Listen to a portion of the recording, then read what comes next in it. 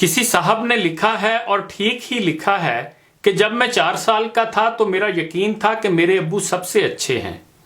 جب میں 6 سال کا تھا لگتا تھا میرے ابو سب کچھ جانتے ہیں۔ جب میں 10 سال کا تھا تو سوچتا تھا میرے ابو بہت اچھے ہیں لیکن بس ذرا غصے کے تیز ہیں۔ جب میں 12 سال کا تھا تو سوچتا تھا کہ میرے ابو تب بہت اچھے تھے جب میں چھوٹا تھا۔ جب میں 14 سال کا تھا لگتا تھا میرے ابو بہت حساس ہو گئے ہیں۔ جب میں 16 سال کا تھا تو سوچنے لگا کہ میرے ابو جدید دور کے تقاضوں سے آشنا نہیں ہیں۔ جب میں 18 سال کا تھا تو لگتا تھا کہ میرے ابو میں برداشت کی کمی بڑھتی جا رہی ہے۔ جب میں 20 سال کا تھا تو معلوم ہوتا تھا کہ میرے ابو کے ساتھ تو وقت گزارنا بہت ہی مشکل کام ہے۔ پتہ نہیں امی بیچاری کیسے ان کے ساتھ اتنی مدت سے گزارا کر رہی ہیں۔ جب میں 25 سال کا تھا لگتا کہ میرے ابو کو ہر اس چیز پر اعتراض ہے جو میں کرتا ہوں۔ جب میں 30 سال کا تھا تو معلوم ہوتا تھا کہ میرے ابو کے ساتھ باہمی رضامندی بہت ہی مشکل کام ہے۔ شاید دادا جان کو بھی ابو سے یہی شکایت ہوتی ہوگی جو مجھے ہے۔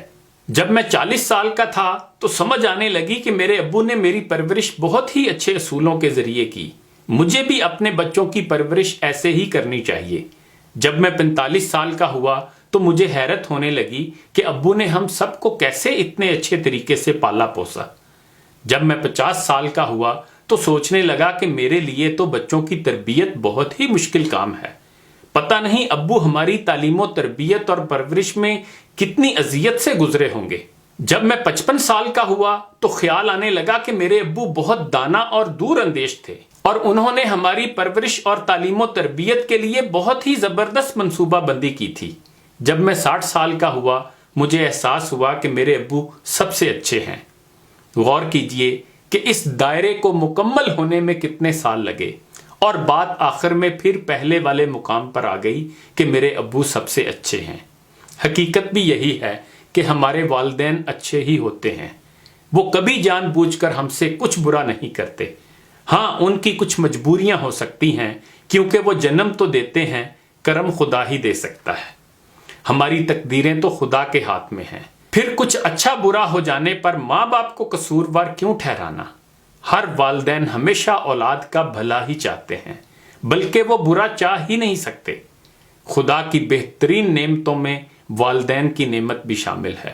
دنیا میں آپ کو تقریباً سب کچھ دوبارہ مل جاتا ہے لیکن والدین کا نعم البدل دوبارہ نہیں ملتا۔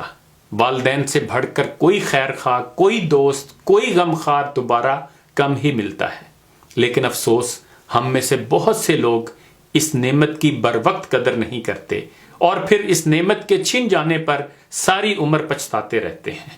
آئیے ہم اپنے والدین سے بہترین سلوک کریں، ان کے سامنے اف تک نہ کریں، ان کی خوب خدمت کریں قبل اس کے کہ بہت دیر ہو جائے۔ اللہ کریم ان کا سایہ ہمارے سروں پر سلامت رکھے، آمین۔ یہ دعا ضرور کرتے رہا کریں، رب ارحمہما کما ربیانی صغیرا، کہ اے اللہ میرے والدین پر اس طرح رحم فرما جیسے انہوں نے مجھ پر اس وقت مہربانی کی جب میں کم سن تھا۔ انہی گزارشات کے ساتھ اجازت چاہوں گا۔ اپنا خیال رکھیے گا۔ آخر پر ایک شعر بھی سن لیں۔ گھر کی اس بار مکمل میں تلاشی لوں گا، غم چھپا کر میرے ماں باپ کہاں رکھتے تھے۔